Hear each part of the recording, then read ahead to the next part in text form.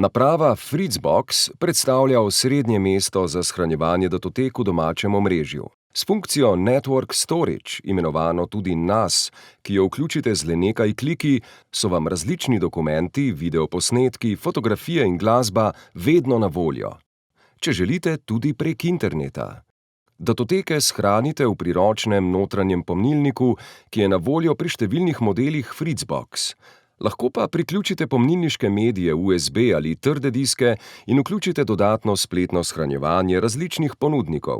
Na tak način postane Fritzbox vaš osebni oblak, do katerega lahko udobno in varno dostopate z osebnih računalnikov, pametnih mobitelov, tablic in pretočnih predvajalnikov, pametnih televizorjev, brezžičnih predvajalnikov in mnogih drugih naprav.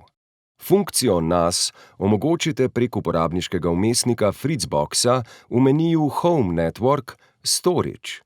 V pregledu uporabniškega vmesnika so navedeni vsi pomnilniški mediji, do katerih lahko dostopate s Fritzboxom. Gumb Fritz NAS vodi v pogled skupno deljenih datotek. V domačem omrežju lahko dostopate do tega pogleda neposredno tako, da vnesete naslov fritz.nas. Na tem seznamu so združeni vsi nosilci podatkov in spletni mediji za shranjevanje. Z vgrajeno funkcijo predogleda kliknite za prenos datotek ali za odpiranje predstavnostnih datotek, kot so videoposnetki, fotografije ali glasba. Enako enostavno je dodajanje datotek v pomnilnik. Preprosto jih povlecite in spustite v okno brskalnika, da jih prenesete v svoj osebni oblak. Datoteko ali celo mapo lahko delite z drugimi uporabniki.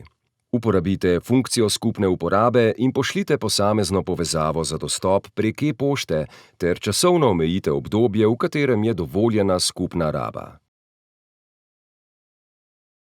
Prav tako lahko posameznim uporabnikom Fritzboxa dodelite dostop do vseh ali le določenih imenikov.